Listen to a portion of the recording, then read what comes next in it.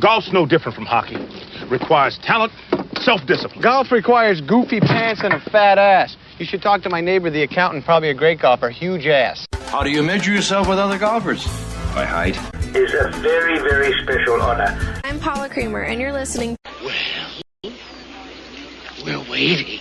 Hi, this is Martin Cove, a.k.a. John Kreese from Cobra Kai, and you're listening to Quiet, Please. Let the word go out from here across the land. Let Daddy Noonan approve. Hi, boys. Nice day for golf, ain't it? Quiet, please. Oh, you got secrets, eh? Hey, this is Shooter McGavin. You're listening to the... Hey, you guys. Hey, we're trying to have a podcast over here. Greetings once again, everyone, to Quiet Please, the Golf Podcast. I am Alan Depew, and sit back for the next 45 minutes to an hour. We're going to chat about the latest topics in golf. Can barely speak today. And we have got, as always, our illustrious panel of veterans and knowledgeable folks in the golf industry. And I'll throw it out there right from the beginning. If you are watching one of the live streams, and either on Facebook or Instagram or YouTube, chime in. We always like to have banter with people that are watching in the audience. As always, I am joined by the golfing savant from Houston, Andy Hydorn. Gentlemen, good evening. Good evening. And hailing from now the Bourbon State, we used to call him Boston Bob. He's now just a little bourbon guy. Sorry. In the hot, wicked hot it's Commonwealth of Kentucky. Holy cow. It is wicked hot anywhere east of the Mississippi, without question. And he likes to consider himself an old soul, but we think he's the prettiest podcaster in golf. Christian Nazamus, checking in from some point on his travels. I'm actually near Bourbon Bob right now. I'm in Cincinnati. Oh. Half an hour and a half away. Right hour and a half. Go down. And we should be doing a show there. Fitting if I didn't have a nice, Woodford. Nice. Good. Well played. I can attest the wall of bourbon at the Woodford Club is delicious. I can assure you of that. The tasting. And I'll be making a trip to Bobby's version of the Crow's Nest again real soon. All right, guys. Lots of things going on. Phil's legacy is taking further hits. Should we play into that banter? Probably. Fireworks since the 4th of July up in Houston or up in Hartford. God dang it, Andy, I can barely talk tonight. Is gambling changing? It is. I got cooked. I freaking got cooked. And then, there's this little major going on for the ladies. KPMG, and Andy's got things to chime in on that, but I think we need to go with Phil. Unfortunately, look, I don't like sensationalism. I really don't. In fact, I despise it. I don't look at the Star magazine when I go in the checkout line at the grocery store.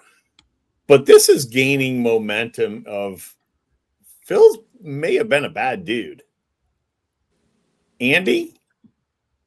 I mean, it's kind of sad, to be honest with you. It's funny, my brother and I, like growing up, we're exactly a year apart, and we both always liked different characters, right? Whether it was football players growing up or professional wrestlers or whatever it was. He and I were just always on different sides of the fence on things. And Phil was one of the ones that he always loved Phil. And I never liked Phil. That being said, it's really disturbing to hear some of the stuff that's going on right now. I think the stuff with Pat Perez's wife, getting kicked out of 3 golf clubs, and who knows how much more is out there, but it's really disturbing. And it does sound, to your point, Alan, it does sound like Phil's a bad guy. And we haven't even touched on, I mean, the gambling is allegedly epic, as they have said for years. But, I mean, he's got a beautiful wife at home, Bobby, and if you are to believe some of the stories that are coming out, Phil's a globetrotter. Well, yeah, certainly I've been connected to the gaming industry for a long time, and there's just been the longest time hearing stuff about Phil. And you hear stuff about other players, great guy, or whoever, kind, big heart, and it all is true. I mean, somewhere when you hear enough of it after year, and now decades after decades, phenomenal talent, no question. But there's a running thing that I'm aware of for decades about just questionable behavior off the course. You mentioned the stock trading, the gambling. Now this, I mean, you and I are golf course operators. We see guys do this all the time. The beverage cart girl, this and that. I've had to call the police, I don't know how many times, because idiots do this stuff. But somebody of that magnitude in the game, very, very disturbing, very sad.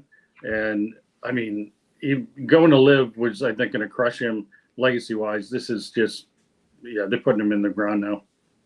Christian, before you chime in here, let me just add something.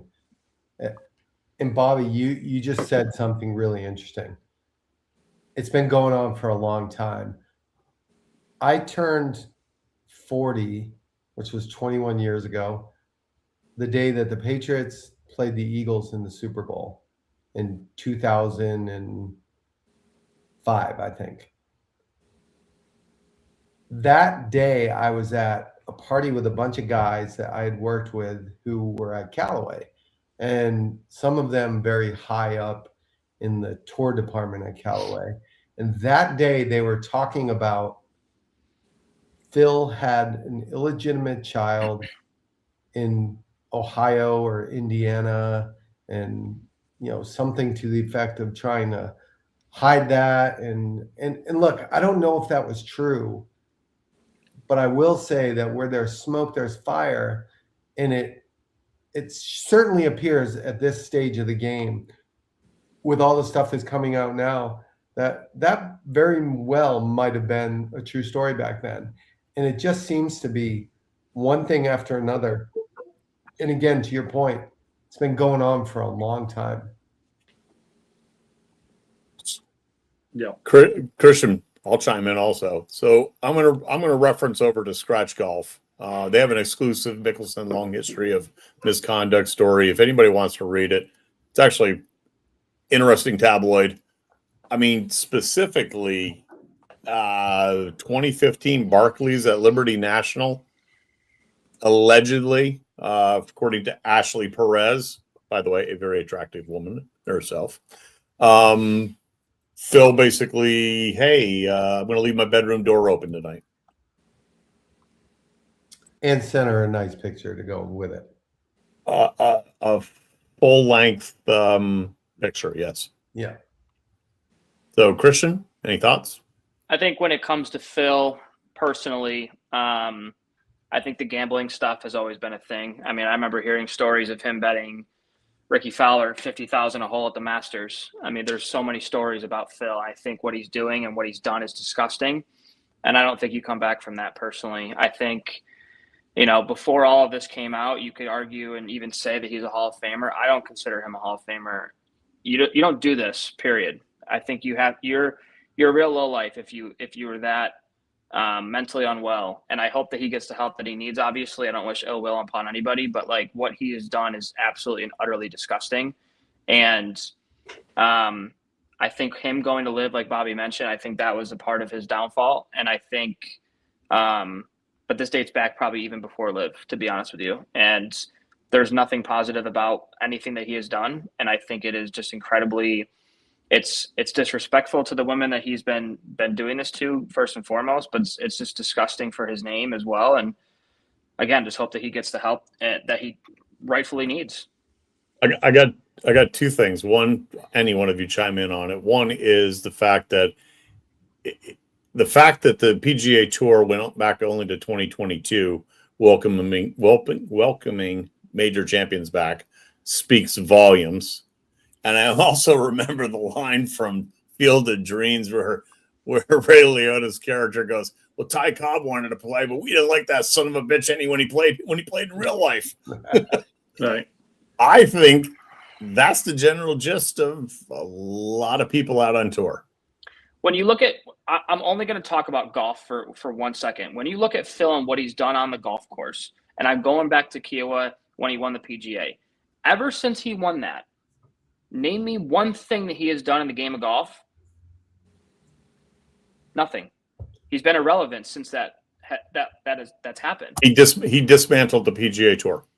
Okay, I meant from a live standpoint. Even when before the PGA at Kiowa, he has done nothing at all. Except he did win that PGA at 50. Okay, you're right. Which was amazing. It was amazing. But I'm just saying, from that standpoint, it's like, look, I've talked about it a lot on this show. People who have gone to live outside of an exceptional, couple guys, they have been irrelevant for years. Phil has been irrelevant in the game of golf for many years, and everything is just coming at him like a brick wall right now. And honestly, if all of this stuff is true, he deserves it. Period. We had Mike Gillespie on the show. Mike used to run the Callaway Tour department for many, many years. And I got in touch with him last night to see if he could join us tonight. He's actually on a trip, but he said he's going to join us at some point in the near future. Mike is very close with Billy Walters, knows him very well. And Billy Walters, as some of you know, is the epicenter of all the gambling stuff that Phil was involved in. So it'll be great to get Mike back on and see if he can do a little deep dive into some of those other things too. One more point I want to make on Phil. If you read some of the comments from his wife, Amy, it's pretty sad because she's not denying any of this stuff. She's supporting him as much as she can while admitting that, he's been doing a lot of bad things. So I read some of that stuff on Scratch too. And to me, that stuck out quite a bit, just how kind of sad Amy's comments were on this whole thing. So let me ask this question. Go around the horn here. Phil's legacy. Give 1 to 10 Hall of Famer Christian. 0. Andy? I'm going to say 5 because he's a 10 for his career, play, but he's a 0 for his personal stuff. Bobby, throw some history at us. Pete Rose. Yeah. Mic drop. That's what he first thought that came to mind. You've got this unbelievable between the lines, that phrase for baseball, but then everything off the lines. And baseball has that character clause, so that kept Pete out. And so I don't know some of the details of the World Golf Hall of Fame, but yeah, I'm more like with Andy on this. That's, is there any way at all you can separate this? I don't know. That's a voters, that's a guidelines, but Pete Rose comes to mind. Other things where there was somebody who was so exceptional in their field, sports field, let's say, or even politically. I mean, Bill Clinton stuff. There's so many examples of this over the eons. It's usually powerful men, and things like this happen. So, how do you divide? How do you break out what somebody's done on the field, sporting wise? That's a strong record that Phil has had. But where does that blend in with, hey, the character, the morals, the things Christian has mentioned? So let me give you this. Thank God for Google and AI. Age requirement: candidates must be 5 years old or 40 years old and been removed from competition for 5 years. Victory requirement: players must have won at least 15 official victories, recognized, or 2 majors. Voting requirement: nominees need to receive at least 75% of the votes from the selection committee. Well, then it just comes down to the committee if they feel like Phil is worthy of that. Because everything you just mentioned right there, he's done. Correct. So Yep. it's up to a committee now to say He checks the boxes except whether or not he's going to have friends. you're correct. But is the tour going to make, or the committee for that matter, are they going to make a stance and do, not put him in, or are they going to put him in and get a bunch of controversy about what's going on now? I guess time will tell when it comes to that decision. They may need 20 years. True. And this topic flows ideally into the next one. Is gambling changing the game of golf, Andy? I think gambling is changing everything everywhere in the world of sports. And we specifically referenced was it you, Bobby, that sent that text this morning? Yeah. We're specifically referencing a text message. Go ahead, Bob. Take the lead on it. Well, yeah, article where Jordan Spieth was asked in his press conference recently about, and in the example was really U.S. Open, where everybody was trying to get in Wyndham Clark's head and making snide remarks and just cheering bad shots and on and on and on. But the question was, to what degree, to what level has betting happening in golf affecting fan behavior, spectator behavior? And if you put tons of money, especially if you go out there with a crowd, like sort of the George Carlin, this quote about, he likes everybody individually, he hates groups. So if you get a group of guys and we go all out there and we bet heavy on Scotty Scheffler to win, and all of a sudden things aren't going well and Wyndham is just not cracking, do you really try to get into his head? No bets on the line, you're cheering your guy on, but that's a really, really different. That's just something different in golf. There's been that betting, and maybe in a stadium with players in football and baseball and basketball and all that, it's different. But the golf, you're right up close. You got spectators typically right up close, and it just has been that way in golf. The gentleman's game, the etiquette game, calling penalties on yourself. Yeah, we all play for the $2 Nassau and stuff like that, but yeah, Andy's right. It's like once the betting now is in wherever it's online betting, it's everybody's out there doing it. I think there's something real in there. I really do, as far as affecting fan behavior at these tournaments and trying to get the guy you didn't bet on off his game. And I'll go a step further, like spreading this across all the sports. And I think we may or may not have talked about this before. It was one thing when you're betting on winning and losing, but now there are so many prop bets out there.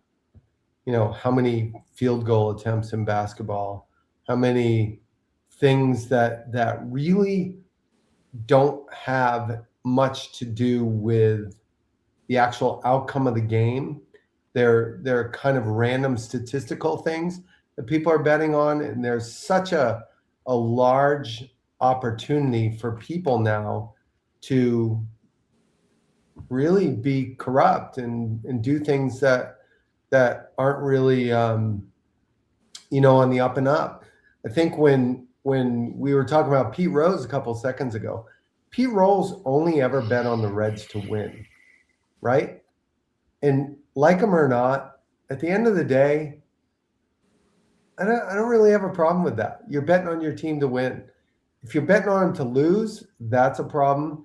If you're doing things performance-wise to make your team lose, that's a problem. And again, like I said, all these other things with prop bets now that are out there, it just leaves way too much to the opportunity for people to mess around with financial outcomes. So before we go to Christian, is it true that there's prop bets out there? Well, I'm not a betting man. I don't know anybody that is, Christian, to be honest with you. Mama Nazanis is watching us on Instagram right now. I know she is, and God love her. Sorry, Mom. All I'm saying is that, yes, there's prop bets for everything. I mean, especially in golf. You can bet on Scotty going up against Victor Hovland in the playoff of who's going to win that particular hole, or on hole number 6 on Sunday. Is Scotty going to make a par or a birdie? There is just so many props out there that you can bet on when it comes to just everything, regardless of the sport. I mean, literally golf, basketball, like how many free throws is Jaylen Brown going to make in a game, or whatever the case is. Hopefully none. Hopefully, yeah. But I think to a point though, it's gotten out of hand, if I'm being honest with you, really.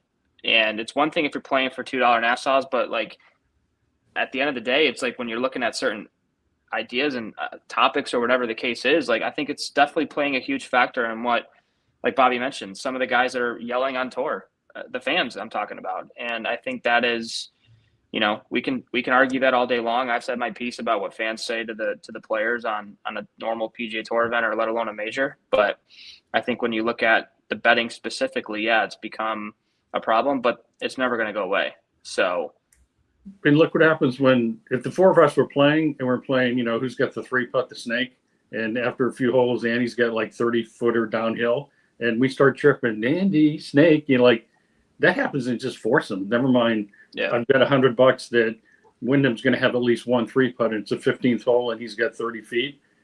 And guys have been drinking, they're going to lose their mind and start screaming stuff. Yeah, but a 30-foot downhiller, you know, when you're in the Gentleman's Putting Society, that's nothing. That's like breaking stairs. That's true. We would never do that in this society. No. Blame it on the white belts. I agree with that, Alan. I mean, like we've talked about this ad nauseum here on this show, but it's that generation of loud, obnoxious, outrageous people that just are making things pretty damn uncomfortable. Not our old school Christian, though.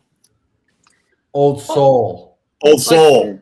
I feel like it's starting to become a weekly thing now on tour of fans yelling stupid things, and it's nationally televised. Like, I love Victor mashed Hovland. Potatoes. I think Victor Hovland is a fantastic player. He's a better person as well. But like, when you're screaming USA, USA, USA to him, why? What's the point of that? Like, there's no reason. Or to Matty Fitz or to Matty Fitz, like at Hilton Head. Like, there's no point to it. Like, you you know, guys are rooting for them.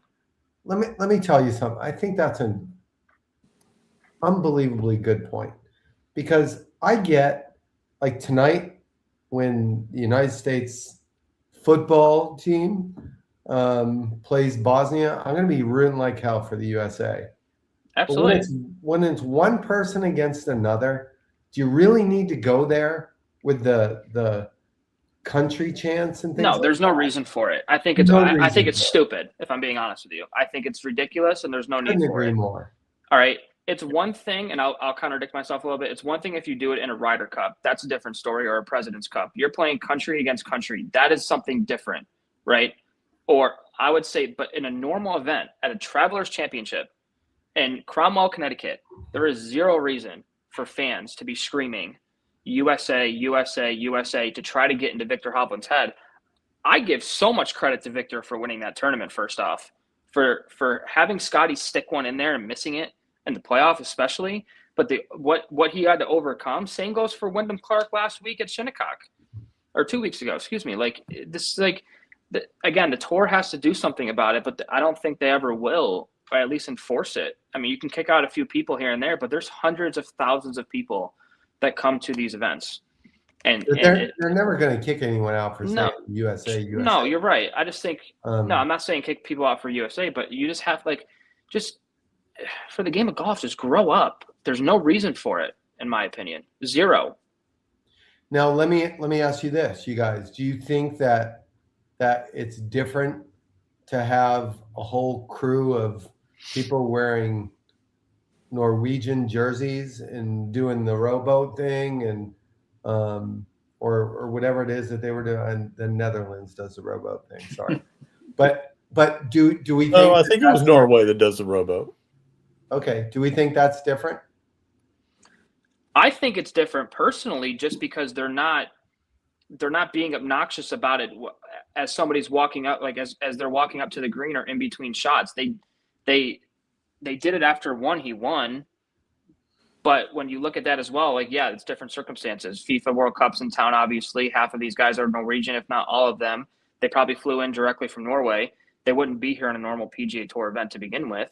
So when you look at certain things like that, yeah, it's slightly different.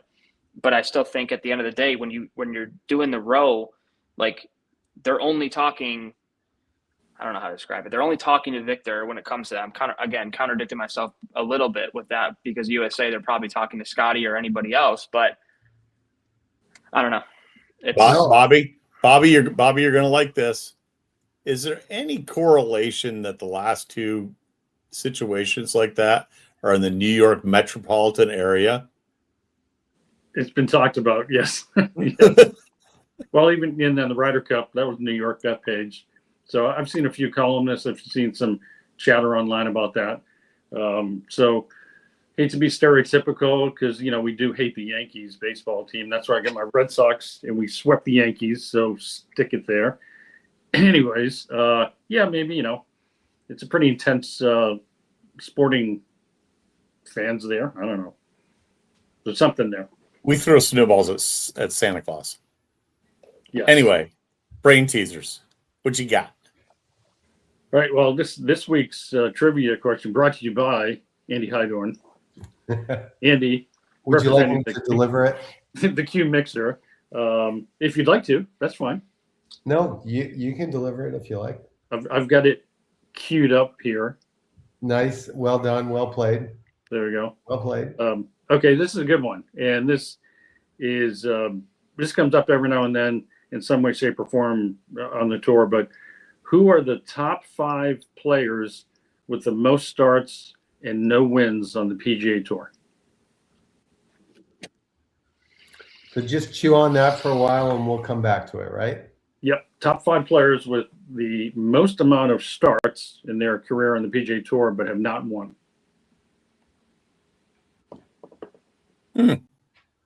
Alan, it's your job to remind us to make sure we come back to that. Brought to you by Q Mixers. I was looking for something. Well, you've already touched on the Hartford. What a polar opposite of golfing experiences where you're struggling to make pars at Shinnecock to you better shoot 65 or better. You're gonna get lapped. I'm hearing some people don't like TPC Hartford. Andy? No, I'm hearing the same thing. I read some stuff today where people think it's not even a good test of golf. I mean, look, there's a lot of tournaments where 20 to 30 under win. That's just the nature of PGA Tour golf right now. And I don't know. I think we've talked before on the show. I personally like it when the winner's around 10 under. I think that's the best golf to me.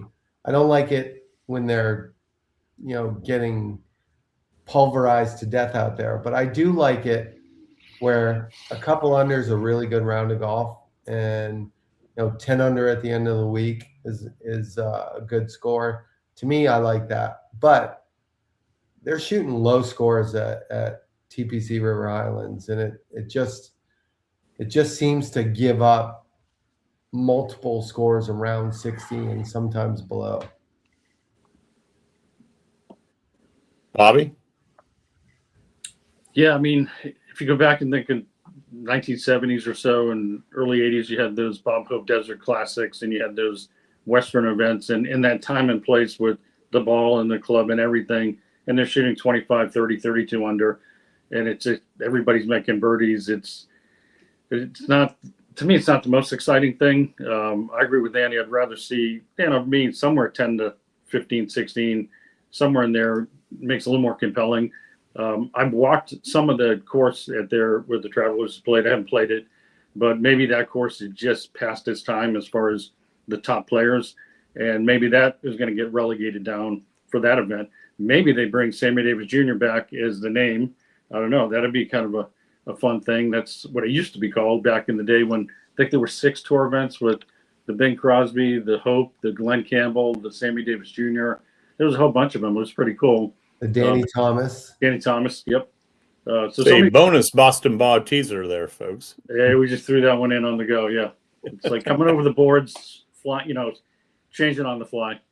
But yeah, I don't know where it's. To me, it's at least we have a PGA Tour event back home in New England, but it seems like it might be time they might be looking. Well, I think Tour wants to go back to Boston too, so that might be good. If we get up to Boston, probably, hang on, where is it? Oh, Hang on, Andy. Get the drop kick Murphy's going. There you go. Oh, Holderness and Bourne, our favorite apparel company.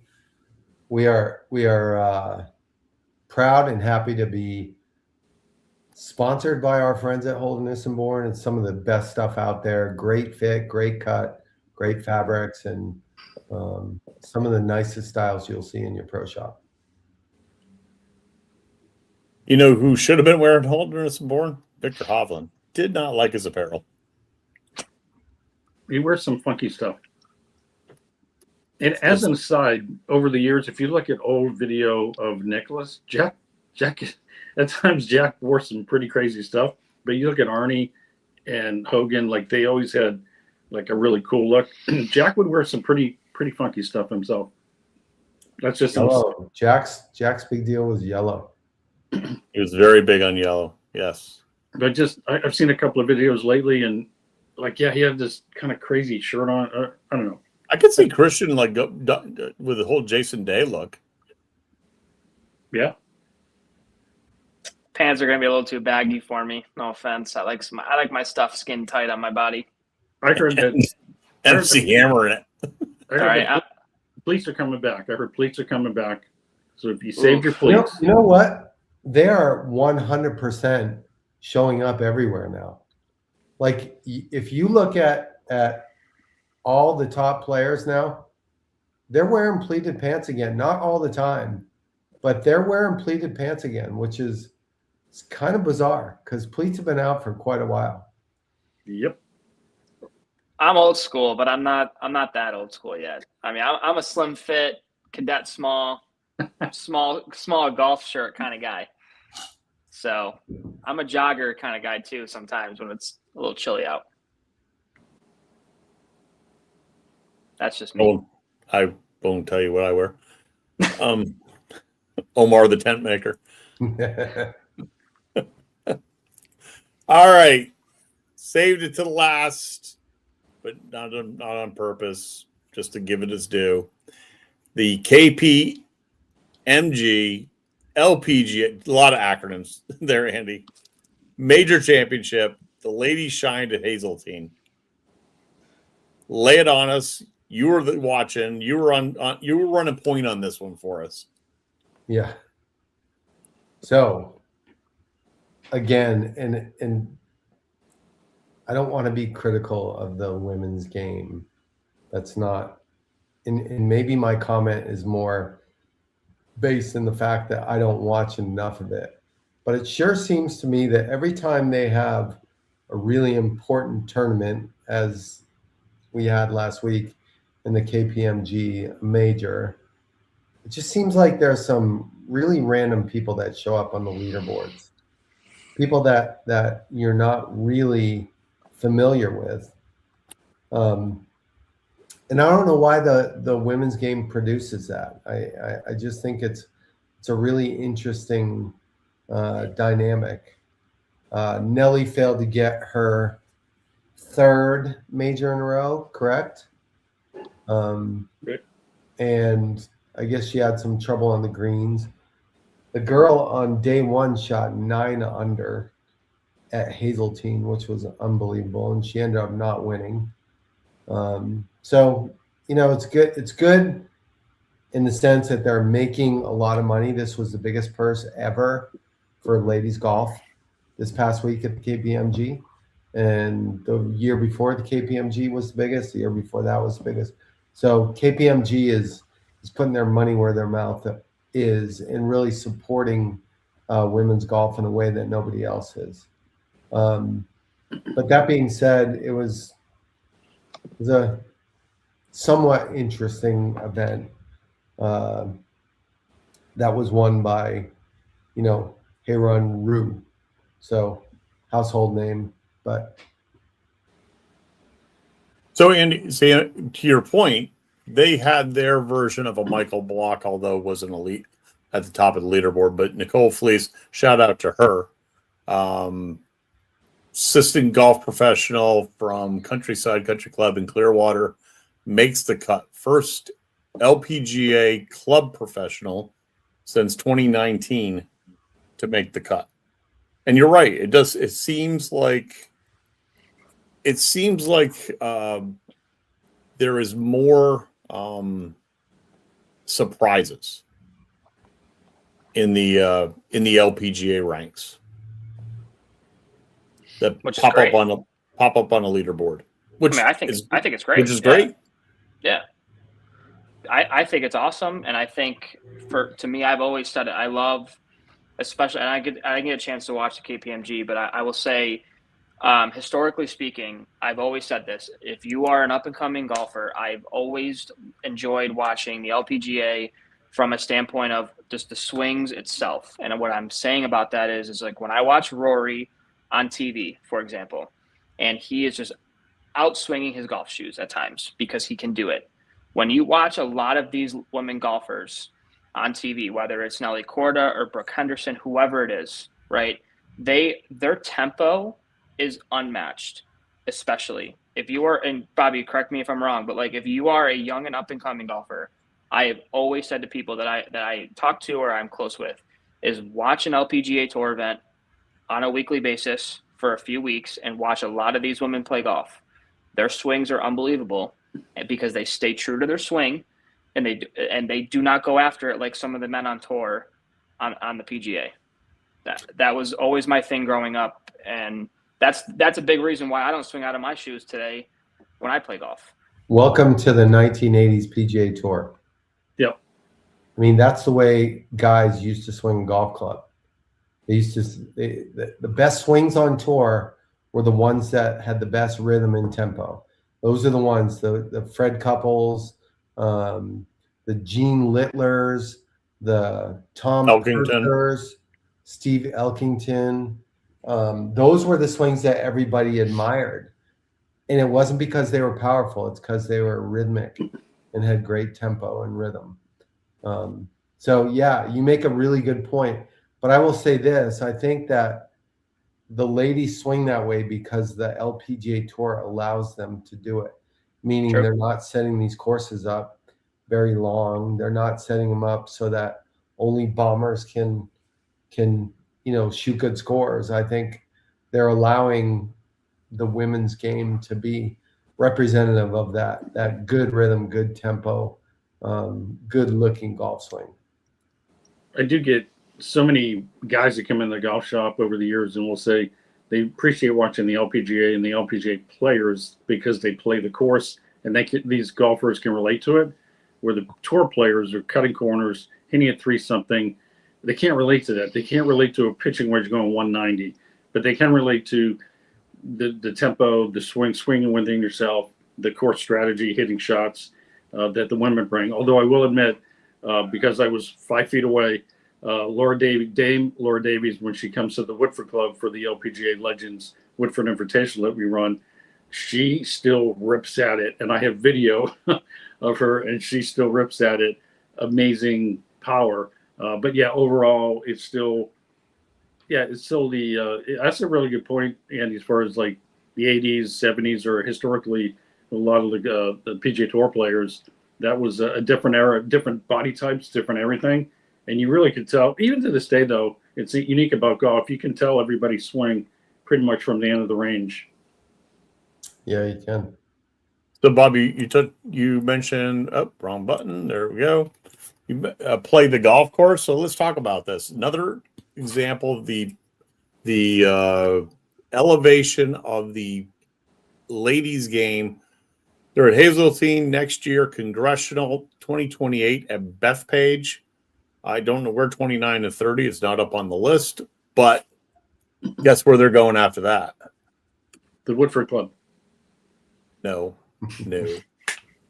Your friend and mine, Frisco Ranch.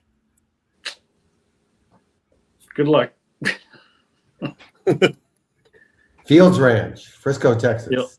Yeah. Yes. That'll be interesting. All right. Let's bring this up. What do you got, Andy? Well, the Live Golf Report has been canceled, just like the Live Golf event last week. Okay, take that down. Yep. Bobby, brain teasers. I'm going to hand off to my colleague from the good state of, or good territory of New England. Yes. So, do you guys have any guesses? PGA Tour starts. Most PGA Tour starts without a win. I know two of them. One of my guesses is Bobby Watkins. Yeah. I know two of them because I I've think heard this them might on. be current players. I've heard them on the air say it before when they have gotten screen time, and one of them is Patrick Rogers. He's number one. And the other one is Bo Hosler. Those are the only two I know. He's number 3. Yep. So Patrick Rogers has won $20 million on the PGA Tour without a win. And he's had 331 starts. Wow. Bo Hosler, 246 starts and won $14 million on the PGA Tour. There's another guy. Oh, he's always been up there. He's not an American. Would it be?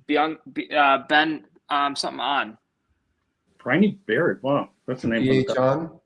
Yeah, BH on. Yeah. Is he on there? He's not in the top 10. I don't think he's been around One of Brendan's favorite players is on here. And number 4, Sam Ryder. Oh, yeah. 241 starts, $11 million. Number 2 is Mark Hubbard. 278 starts, $13 million won. Number 5 is Zach Blair. 233 starts and 8.7. Yeah, but he built a really nice golf course. Yeah.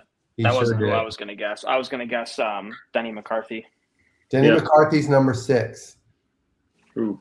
See, when you give me some traditional, I'm impressed. questions, I'm impressed where you got to. I'm just saying, all right? When you give me some 1980 questions, Alex that was Noren, before my time.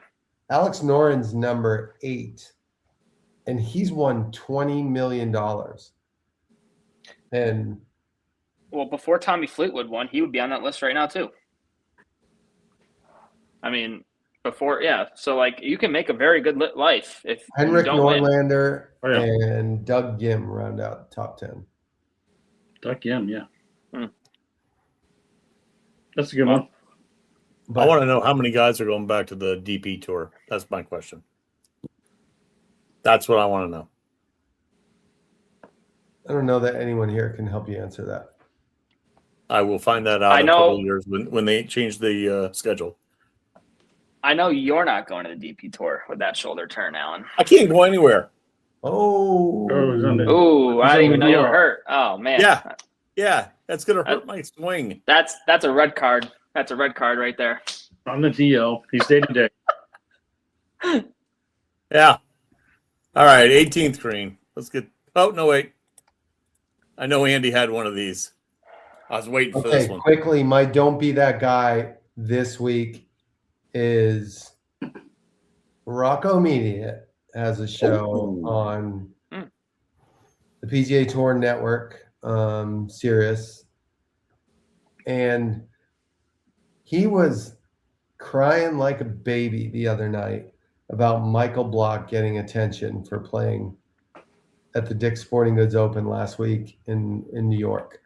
And, Rocco's comment was, he thinks he's a member of this club, but he's not.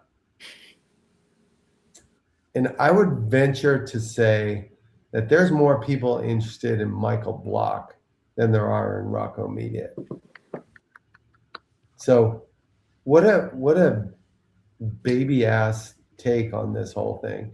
And they were trying to bail him out on the show, the other guys on the show, and he just kept getting deeper and deeper. Kept digging? He was digging. But just feeling threatened, like the Champions Tour isn't closed enough as it is. Yeah, they need more Michael Blocks and less Rocco Mediates out there. So don't be that there you guy. Go. So for those reasons, don't be that guy. I listen to his show. I'm sure he listens to ours. So without question. Yeah. All right, here we go. Final thoughts. Christian Nazanis. I agree with Andy first and foremost. I think Michael Block is great for the Champions Tour. I think that if he were to get a card to play on many more events or sponsors exemptions. I think the fans loved it. I had a buddy of mine that played at Niagara that was there on site watching it, and he said that it was just the crowds were just pouring towards him and Podrick and everybody else. So I don't know what Rocco might be out of jealousy, whatever, but like that's my first point that I wanted to make. Second point is just treat women with respect and don't be an asshole to them. And sorry for swearing, but like it ticks me off what Phil's doing and what he has done. Allegedly. Allegedly. You know, the truth always comes out regardless. And I just think that, you know, when this does, or if this comes out, you know, that it's all true, there needs to be some serious repercussions for it. And then my third final point, to end on a positive note, go USA. Boston Bob. Happy 4th to everyone. Hope everybody has a good, safe time. Play some golf. It's wicked hot, as we talked about. So here's some health and wellness. Hit a golf shot, take a sip of water, Gatorade, something like that. Maybe an occasional beer is okay, but don't wait 9 holes and chug. I've been saying this for years. My little thing when the summertime comes, hit and sip, hit and sip, hit and sip. You're way better off. You'll stay hydrated. And as you get deeper into the round, when you're less hydrated, dehydrated, your 7-iron won't fly as far. Now it goes in the bunker. Now you make a bogey. Now you're mad. So stay hydrated as best you can. And then we just had a club fitting with Shirks on Cleveland yesterday. And I think hopefully people are aware that you don't have to have a sand wedge to 3-iron and 3 fairway woods or 3 woods. Your set makeup should fit you. And who the heck knows what that is? If you've got all irons, great, and you love the game. If you have 3 irons and a bunch of hybrids and 1 driver, good for you. Some of this is based on club head speed, your angle of attack, all this stuff about hitting the ball. It should fit you, but don't feel like I've always said for so long. The game and industry of golf tries to shove it down into the throat of too many people to consume the game the way the industry thinks you should consume it. If you want to go play golf with a 7-iron and a golf ball and tee it up everywhere, God bless you. Go have fun. You don't need all these clubs. You don't need golf shoes. You don't need a lot of stuff to enjoy the game. And so that's my little get on my soapbox. And hopefully our trade with the 76ers and we got Paul George works out good for our green team, Andy. Go Mr. green. Hydor. So I have a second don't be that guy as my final thoughts. So we had a tournament this past weekend, Horseshoe Bay, out in the middle of the state of Texas. And it's a fun event. We've been going to it for the last 5 years. And I played the most unenjoyable round of golf I think I played in a long time, because one of the people I was paired with, who happens to be a friend of mine, will remain nameless here, but he decided that he was going to be in a pissy mood all day long. And he ended up just not saying a word to anybody. He was walking by himself when everyone was riding, and everybody was waiting for him to walk and mope around. And a couple times he and his partner had a chance to win the tournament. On the 17th hole, his partner had it 20 feet for birdie. It's par 3. He missed the green to the right, and he moped all the way up to the green, picked up his ball, didn't even hit his second shot. His partner missed his birdie putt. They ended up losing by 1. So he was so self-absorbed in his own misery out there that he didn't even give his partner a chance to hit a shot, make birdie, and potentially win the golf tournament. So it was pretty pathetic to watch somebody be so self-absorbed and so miserable on the golf course. And it was truly, truly a poor experience. You won. Yes, my partner made a couple late birdies, and we happened to beat the miserable guy. That's always a good thing. Okay.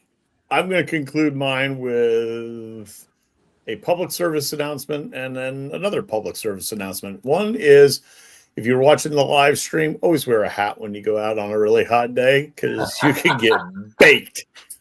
Just gonna say, you're sitting watching lacrosse for 4 hours. You get. I found my Titleist bucket in that car, and by then it was already too late. That's public service number one. Public service number two. AD's family's been here since the 1650s.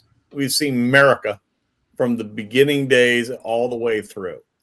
To all those people down in D.C. on either side of the aisle, get the hell out of the way and start leading our country in the next 250 years. We're getting tired of it. That's it. That's all I got to say. Till next week, boys. Stay hydrated.